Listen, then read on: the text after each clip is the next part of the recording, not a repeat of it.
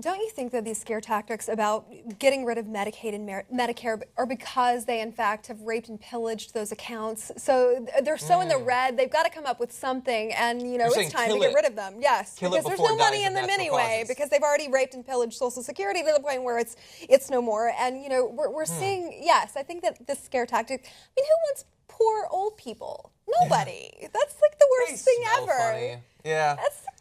No. So I think that you might have a point. That might be why they're doing it. But I do think, and look, we had at the debate last night. I think you're right. There were a lot of Republicans who were trying to make that point. Either that it needs to be saved despite how it's been robbed, or we need to effectively handicap it. We need to kneecap it. Like Chris Christie wants to in a number of different ways, possibly means test it, raise the age for current beneficiaries, raise the age for future beneficiaries. But of course, they didn't mention the other possibilities, which seems odd that the moderators didn't call them on it, that you can simply raise the cap on the payroll tax in contributions going to Social Security. Like, that may not solve the problem by itself, but it seems conspicuous by its absence in even being mentioned at the debate. If you're going to be talking about how we're on the brink of a crisis. So explain to people what you mean. Yeah, so basically you pay a contribution to Social Security in the form of a tax for the basically on your payroll. But it's capped at, I think, $108,000. So they stop taking money out of your paycheck. Beyond that, you don't pay any extra. If you make $108,000, and after that, they don't tax it. They tax that first 108% for you, but not above it. But if you were to raise that cap or eliminate it entirely, so the people are paying off of all of their income as opposed to just the first $108,000, that would be a significant inflow of new money into the system. So basically, let's put it, LeBron James is paying the same amount into Social Security as a junior correspondent for Al Jazeera, right? Yeah. So that doesn't seem right. So what we're saying is you should still have to keep paying on your $200, your $500, $1,000, your $1 million, but for some reason we've stopped it. Yeah. And that's a great fix. And by the way, if they just did that, it would make Social Security solvent to almost like 2070. Am I correct on that? That's the numbers that I've That's heard, the numbers I've seen. Now, there's an argument to be made for why that isn't actually fair. Devil's advocate is people get the same amount out of Social Security roughly, so they should perhaps only pay the same amount in. That's what they will say, as if every other part of our system is so inherently fair when it comes to the poor and the rich, that why not just have one more?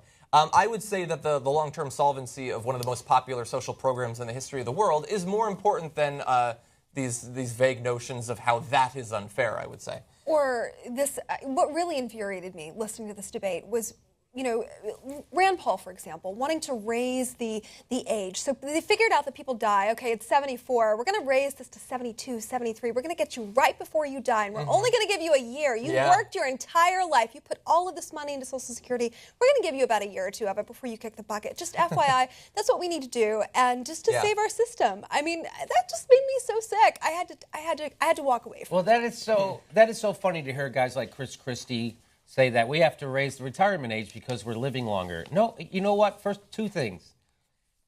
Rich white-collar workers are living longer. Yeah. Bricklayers, truck drivers, waiters, they're still living the same amount, okay? And so when he says we got to raise it, do you really want a 71-year-old fireman? Do you really want a 72-year-old? That's where we're headed. You want a 72-year-old UPS truck driver delivering shit to your house? Hey, I got that wash machine for you. I'm 72. Here you go. So do you want us doing this show when we're 71? So these are Probably guys. not. I do, and these are these are the. So these are the people telling us that first of all, we're the richest country in the history of the world. We can afford Social Security and Medicare. It's such fucking bullshit when they say stuff like that, and they never correct them. And CNBC didn't correct them, so in that regard, they did a shit job. Yeah, they did a good job in other parts, but on that they did a shit job. Okay, I can't wait. Remember Medicare, by the way, when it was instituted, the poverty rate for senior citizens was 33%. 10 years after LBJ instituted Medicare, it was down to 11% poverty rate for senior citizens. So it's a very successful social program. So is Social Security. It's a very successful social program. Nobody's ever missed a check, ever. So back to you. Yeah, and look, the difference between some of the more extreme Republican candidates and some of the more reasonable ones are some of them want to raise the retirement age for everybody. Some want to say, okay, if you're about to get it, they'll say, oh, no, only for the younger people we should raise how long they have to wait. Yeah. Which, if you're a young person watching that and they're saying, we know that you're not as politically engaged, the chances of you and people like you voting are lower, so screw you when it comes to the social safety net that you're going to depend on.